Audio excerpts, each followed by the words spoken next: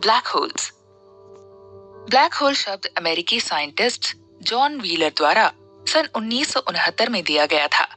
करीब 200 साल पहले लाइट यानी प्रकाश के बारे में दो थ्योरियां प्रचलित थीं। एक थ्योरी के अनुसार प्रकाश तरंगों यानी वेव से मिलकर बना हुआ है। इस थ्योरी को आइजैक न्यूटन ने भी अपना समर्थन दिया था। वहीं दूसरी थ्योरी के अनुसार प्रकाश छोटे छोटे कणों से मिलकर बना हुआ है। आगे चलकर हमें मालूम है या हुआ कि दोनों ही थ्योरियां अपने अपने स्थान पर बिल्कुल सही थी। क्वांटम मैकेनिक्स की वेव पार्टिकल थ्योरी के जरिए साबित किया जा चुका है कि लाइट के वेव या पार्टिकल दोनों ही स्वरूप में स्वीकार किया जा सकता है। हालांकि ये बात स्पष्ट थी कि अगर प्रकाश कणों से मिलकर बना है तो उस पर गुरुत्वाकर्षण का असर जरूर देखने को मिलेगा। परंतु इस बात पर सवाल खड़े हो रहे थे कि यदि प्रकाश वेव्स यानी तरंगों से मिलकर बना है तो उस पर गुरुत्वाकर्षण का क्या असर होगा। पहले माना जाता था कि रोशनी एक असीमित रफ्तार से चलती है, इसीलिए उस पर गुरुत्वाकर्षण की शक्ति का कोई असर देखने को नहीं मिलता है। लेकिन रोमर ने ये साबित कर दिया कि रोशनी भी एक तय रफ्तार पर ही चलती है। रोमर की खोज से ये तय हो गया कि गुरुत्वाकर्षण की शक्ति का प्रकाश पर बहुत महत्वपूर्ण प्रभाव पड़ता है। सन 1783 में कैम्ब्रिज यूनिवर्सिटी के एक वरिष्ठ शिक्षक जॉन मिशेल ने इसी तथ्य को आधार बनाते हुए एक पेपर प्रकाशित किया। इस पेपर में उन्होंने बताया कि अगर कोई सितारा आकार में अत्यधिक बड़ा और घनत्व में भारी हो तो उसका प्रकाश सितारे की शक्तिशाली गुरुत्वाकर्षण के कारण वापस उसी में समा जाएगा। उन्होंने अंदाजा लगाया कि इस प्रकार के कई सितारे अंतरिक्ष में मौजूद हो सकते हैं, क्योंकि इन सितारों की रोशनी उनके गुरुत्वाकर्षण क्षेत्र से नहीं निकल पाती है। इसी वजह से वो हमें दिखाई नहीं दे सकते, लेकिन उनके गुरुत्वाकर्षण की शक्ति का प्रभाव जरूर महसूस किया जा सकता है। ये सितारे अंतरिक्ष में एक बड़े अंधेरे शून्य के समान होते हैं और इसीलिए उन्हें ब्लैक होल कहा जाता है। एक ब्लैक होल के निर्माण को समझने के लिए पहले ये समझना बेहद जरूरी है कि एक सितारे का निर्माण कैसे होता है। एक सितारे का निर्माण की शुरुआत तब होती है जब बड़ी मात्रा में हाइड्रोजन जैसी कोई गैस के कण गुरुत्वाकर्षण की शक्ति की वजह से एक दूसरे के करीब आने लगते हैं। ये कण जब बहुत नजदीक पहुंच जाते हैं तो उनके एटम आपस में टकराने लगते हैं और वक्त के साथ इस टकराव की मात्रा और रफ्तार बढ़ती जाती है।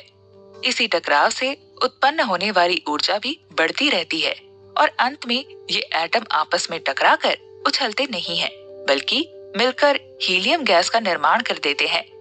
इस प्रक्रिया में जो ऊर्जा निकलती है वो एक प्रकार से नियंत्रित हाइड्रोजन बम के फटने जैसी होती है और इसी से सितारों को अपना प्रकाश प्राप्त होता है। इसी दौरान उत्पन्न हुई अतिरिक्त ऊर्जा से गैस का दबाव बढ़ता रहता है ताकि सितारे की गुरुत्वाकर्षण शक्ति के साथ बैलेंस बना रहे।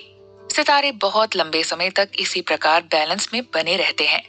न्यूक्लियर प्रक्रियाओं से उत्पन्न हुई ऊर्जा गुरुत्वाकर्षण की शक्ति को साधे रखती है, लेकिन एक समय आता है जब सितारों के पास हाइड्रोजन और अन्य परमाणु ऊर्जा के स्रोत खत्म हो जाते हैं।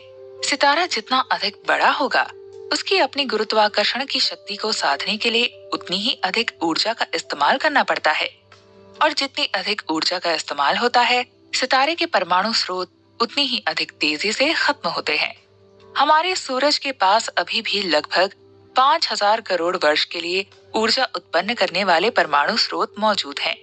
जब सितारों के पास ऊर्जा खत्म हो जाती है तो ठंडे पड़ जाते हैं और सिमटकर छोटे होने लगते हैं। सन 1928 में एक भारतीय वैज्ञानिक सुब्रमण्यम चंद्रशेखर कैम्ब्रिज में पढ़ाई करने के लिए गए। यहाँ उन्होंने जनरल थ्योरी ऑफ रिलेटिविटी के परम ज्ञानी माने जाने वाले सर आर्थर एडिंगटन के साथ अध्ययन शुरू किया। भारत से इंग्लैंड यात्रा के दौरान सुब्रमण्यम चंद्रशेखर ने एक बहुत महत्वपूर्ण खोज की। वो ये जानने में सफल हुए कि अपनी सारी ऊर्जा खत्म कर देने के बाद कितने आकार पर एक सितारा खुद को अपनी गुरुत्वाकर्षण शक्ति के खिलाफ सिमटकर ब्लैक होल बनने से बच सकता है।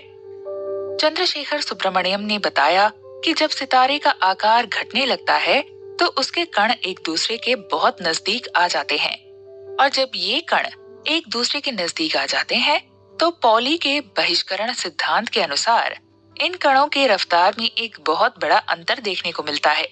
इस वजह से ये कण एक दूसरे से दूर जाकर गुरुत्वाकर्षण की शक्ति के खिलाफ सितारे के आकार को बढ़ाने की कोशिश करते हैं। नतीजतन सितारा एक निश्चित आकार पर खुद को गुरुत्वाकर्षण की शक्ति के खिलाफ सिमटने से बचा लेता है, हालांकि उसका आकार बहुत कम हो जाता है। हालांकि चंद्रशेखर ने ये भी बताया कि गुरुत्वाकर्षण की शक्ति के खिलाफ बहिष्करण का सिद्धांत एक सीमा तक ही काम करता है। जब जब एक सितारे का घनत्व अधिक बढ़ जाता है और उसके कारण एक दूसरे के बेहद नजदीक पहुंच जाते हैं, तो गुरुत्वाकर्षण की शक्ति कणों द्वारा उत्पन्न शक्ति पर हावी हो जाएगी और सितारा ब्लैक होल में तब्दील हो जाएगा। हमारे सूरज से 1.5 गुना अधिक द्रव्यमान वाला ठंडा सितारा खुद को अपनी गुरुत्वाकर्षण की शक्ति के फैलाव से नहीं बचा सकेगा। इस द्रव्यमान की सीमा को अब चंद्रशेखर लिमिट के नाम से जाना जाता है। सुब्रमण्यम चंद्रशेखर को सन 1983 में अपने योगदान के लिए नोबेल पुरस्कार से नवाजा गया। अगर किसी ठंडे सितारे का द्रव्यमान हमारे सूरज के मुकाबले 1.5 गुना अधिक नहीं है, तो वो एक सफेद बौने सितारे में तब्दील हो जाएगा। हमारे अंतरिक्ष में ऐसे तमाम बौने सितारे घूम रहे हैं। रूस के साइंटिस्ट लेव डेविडोविच लंदाव ने सितारों के लिए एक और अंतिम अवस्था की खोज की। सितारों की अंतिम अवस्था को लैंडाउ ने न्यूट्रॉन सितारों का नाम दिया।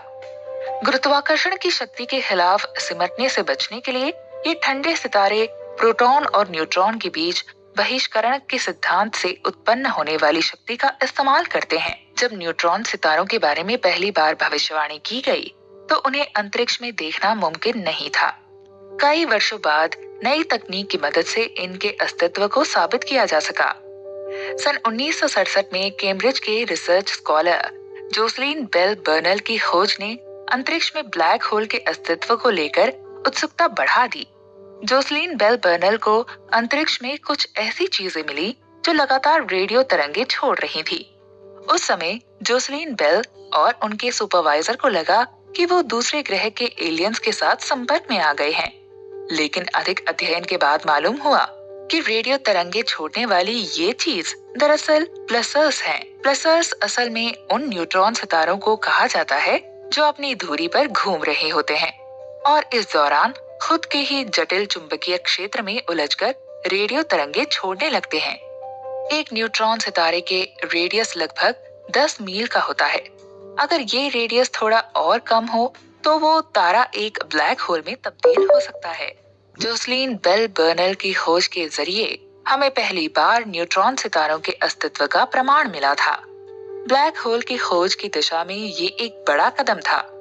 स्टीफन हॉकिंग कहते हैं कि अंतरिक्ष में ब्लैक होल को ढूंढना एक काली कोठरी में काली बिल्ली को ढूंढने जैसा काम था, क्योंकि ब्लैक होल की परिभाषा कहती है कि वो अपने गुरुत्वाकर्षण की शक्ति की वजह से आसपास के प्रकाश को भी अपने अंदर खींच लेता है, तो उसे अंतरिक्ष में देख पाना कैसे मुमकिन होता? सौभाग्य से हमारे पास इसके लिए एक जवाब मौजूद था। सन 1783 में जॉन मिशेल ने एक महत्वपूर्ण पेपर प्रकाशित किया था।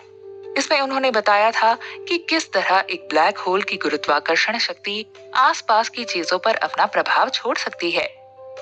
वैज्ञानिकों ने अंतरिक्ष में सितारों के ऐसे कई जोड़े देखे थे जो एक दूसरे की गुरुत्वाकर्षण शक्ति से आकर्षित होकर एक दूसरे के इर्द गिर्द घूमते थे। इसी तरह वैज्ञानिकों ने ऐसे भी कई सितारे देखे थे जो अपने अदृश्य साथी के इर्द गिर्द चक्कर लगा रहे थे। इस अदृश्य साथी को यूं ही ब्लैक होल का दर्जा नहीं दिया जा सकता। हो सकता है कि इस साथी सितारे की रोशनी इतनी कम हो कि उसे देखा ही ना जा सके। हालांकि इस प्रकार के जोड़े जिनमें एक साथी अदृश्य हो, इनमें से कुछ शक्तिशाली एक्सरेज के भी स्रोत होते हैं।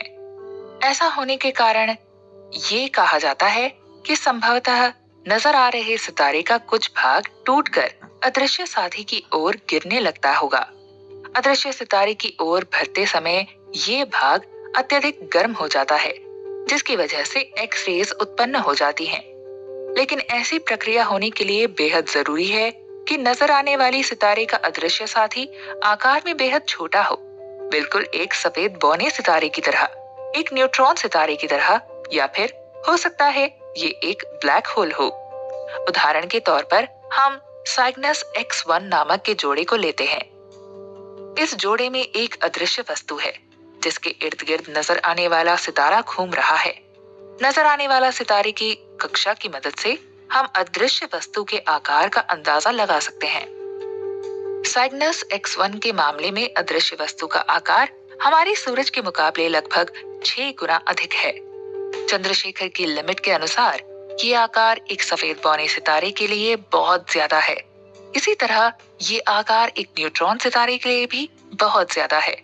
इसीलिए ये कहा जा सकता है कि ये अदृश्य वस्तु निश्चित रूप से एक ब्लैक होल ही है।